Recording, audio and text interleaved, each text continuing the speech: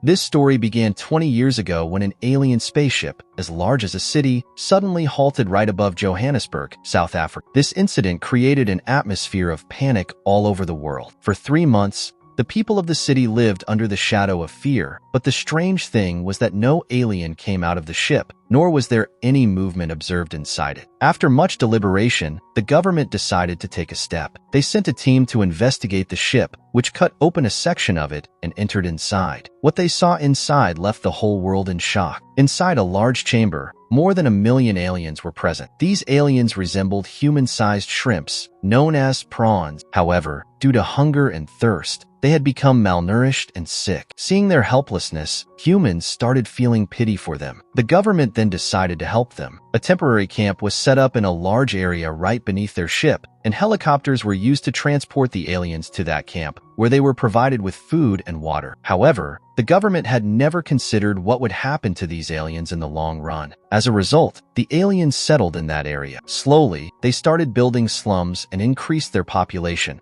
eventually turning the area into a large alien colony, which came to be known as District 9. The government entrusted the responsibility of overseeing the aliens to MNU, which stood for Multinational United, the world's largest weapons manufacturing corporation. MNU fenced off the entire settlement with barbed wires to keep the aliens away from humans and deployed military forces outside the colony to monitor them. But the question remained, what was the real purpose of these aliens' arrival on Earth? Had they come in search of help, or were they here to take over? It was difficult to determine because all the aliens present on Earth at that time were intellectually weak. They lacked the ability to think critically or make decisions. According to experts, this could mean that all these aliens were merely workers and that their leaders, who had brought them here, had possibly died due to malnutrition. However, some experts believe this could also be a trick played by the aliens because, in the beginning, they had seen a large section of the alien spaceship falling down. They suspected that this fallen object might have been the ship's command module, from where the spaceship was controlled. But after landing, the command module mysteriously disappeared and was never found. Meanwhile, MNU recovered many weapons from the alien. Possessing weapons was illegal for them, so any alien caught with weapons was arrested. These aliens were always hungry no matter how much they ate. In their quest for food, they would infiltrate cities and consume human garbage,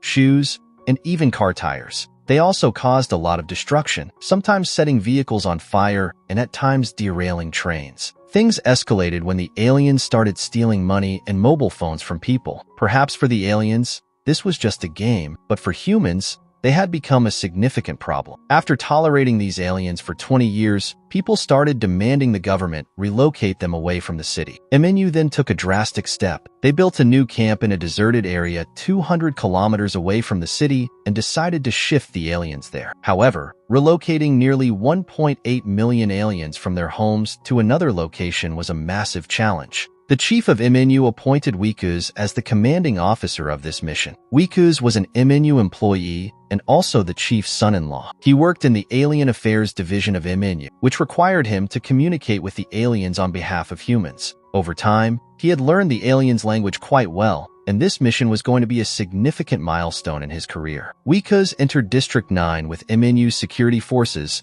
who were armed with heavy weaponry. His task was to issue eviction notices to the aliens 24 hours before their relocation and obtain their signatures. A cameraman was also present to document this entire mission. Meanwhile, inside District 9, chaos was unfolding. The hungry aliens had become highly aggressive. They would attack and beat animals to death, even breaking their bones. As Wikus and the security forces stepped out of their vehicles, the aliens panicked and rushed to hide inside their shanties. At that moment, one alien started chewing on a security force vehicle's tire like gum. A soldier approached with a gun to stop the alien, but the alien kicked him so hard that his arm was severed from his body. Despite this, Wikus remained calm because he was aware of the aliens' violent nature. He knew that aliens were greedy for food and that they particularly loved cat food. So, he lured them with cat food in exchange for their signatures, obtaining their paw prints on eviction documents. However, he also had to be cautious of criminals. Since the government did not intervene much in District 9,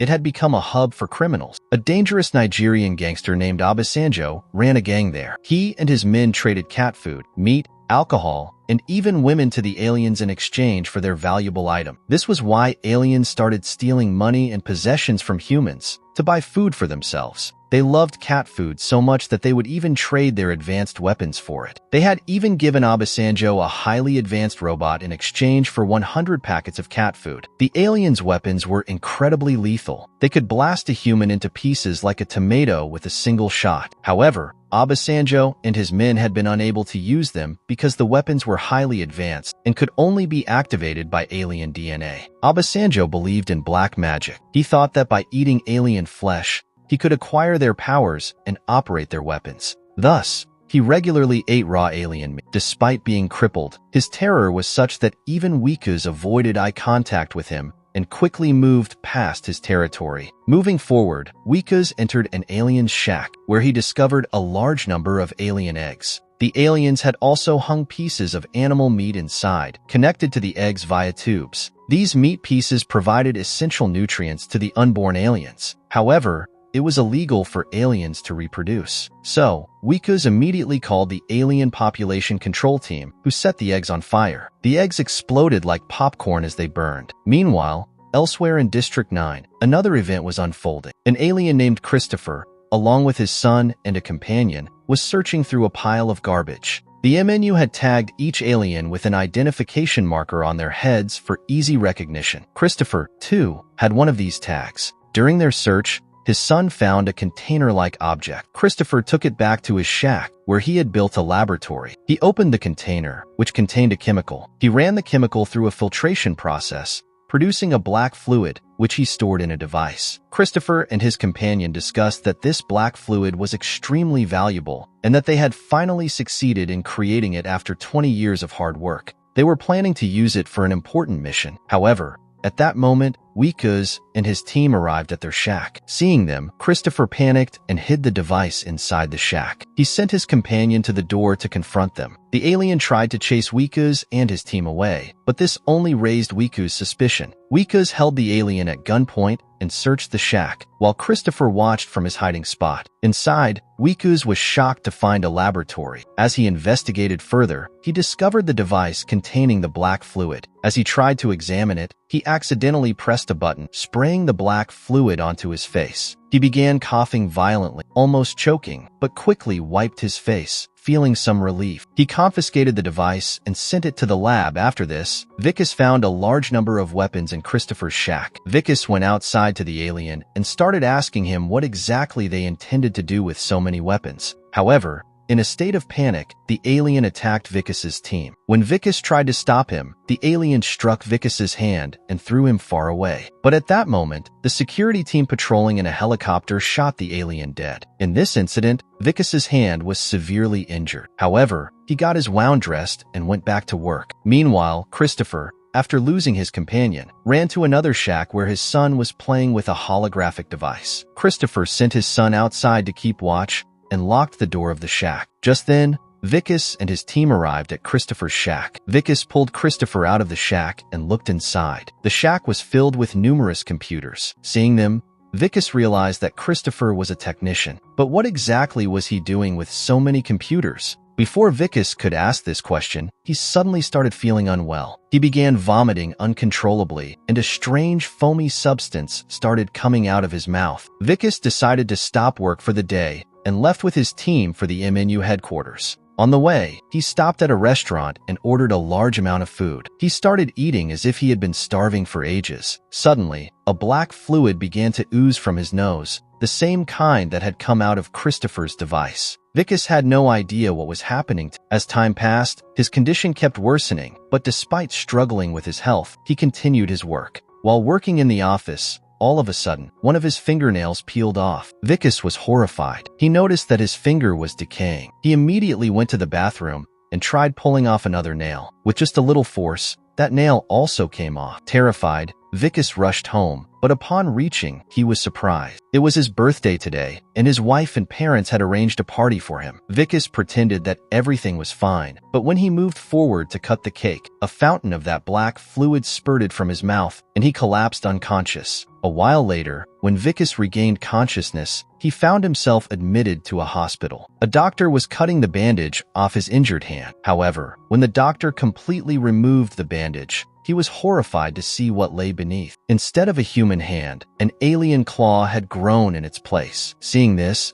Vicus also panicked in terror. The doctor immediately ran outside and informed the Eminu. Soon, Eminu soldiers stormed into the hospital, forcibly captured Vicus, and took him to a secret research lab where scientists were dissecting aliens for research. The Eminu scientists were trying to find a way for humans to operate alien weapons. Since alien weapons only activated with alien DNA, they were dissecting aliens to understand their genetic structure. They began examining Vicus as well, treating him like a mere lab animal for experiments. They mercilessly inserted a thick needle into his alien hand, causing him to writhe in agony. This clearly indicated that the alien claw had become a part of his body. All this research was being conducted under the orders of Eminu's chief, who was also Vicus's father-in-law. They tortured Vicus for hours, and discovered that his DNA was gradually transforming into alien DNA. Vicus was slowly turning into an alien. They brought him to a large hall where they were going to test alien weapons on him. Even though Vicus refused, they forcibly handed him an alien gun. The moment Vicus held it, the weapon activated. Seeing this,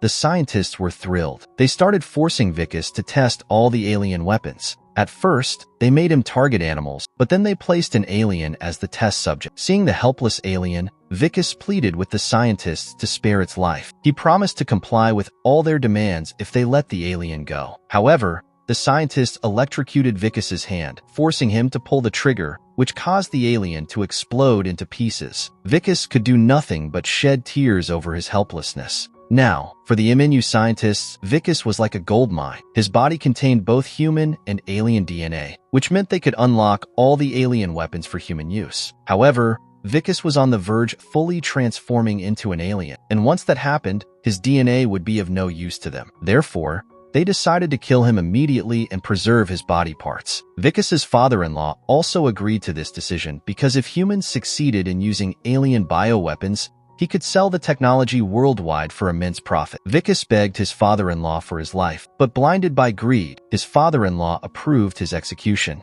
A while later, scientists tied Vicus to a stretcher and took him to the operation theater, where they were about to dissect him alive. Vicus desperately pleaded for mercy, but they did not stop. Just then, Vicus managed to free himself from the stretcher and, in a fit of rage, overpowered the scientists. He then held the chief scientist at knife point and escaped from Eminu headquarters. However, Minu's entire security force was now after him. Vicus was desperately trying to evade them. Meanwhile, due to his transformation into an alien, he was struggling with unbearable hunger. He entered a restaurant and ordered food, but just then, he saw a news broadcast on TV. His father-in-law had spread the rumor that Vicus had an illicit relationship with a female alien, which resulted in an infection that was turning him into an alien. They even claimed that if anyone touched Vicus, they too would begin transforming into an alien. Eminu even aired a fake photo of Vicus with an alien to support their lie. Seeing this news, all the customers in the restaurant fled in terror. The restaurant owner even started shooting at Vicus to drive him away. Somehow, Vicus managed to escape. Now, he was not even safe among ordinary people. Under these circumstances, he saw only one place where he could hide, District 9. He stole a man's phone and ran, jumping over the security wires to enter District 9. The unbearable hunger forced Vicus to buy and eat cat food from the Nigerian mafia, just like the aliens did. But while eating, 2 of his teeth fell out. After rescuing Vicus, Christopher's son activated the mothership and aligned it above the command module. For the first time in 20 years,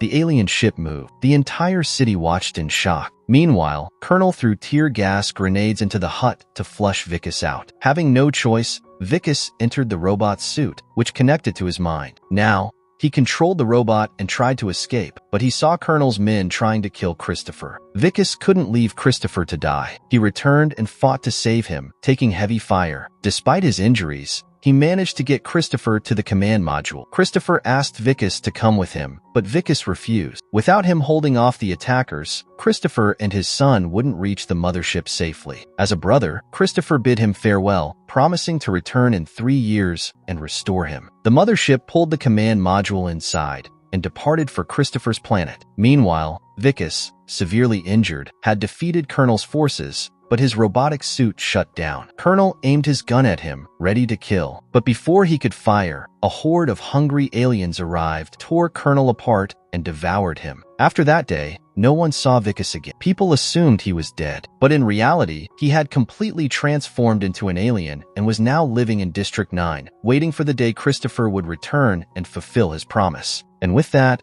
the film ended.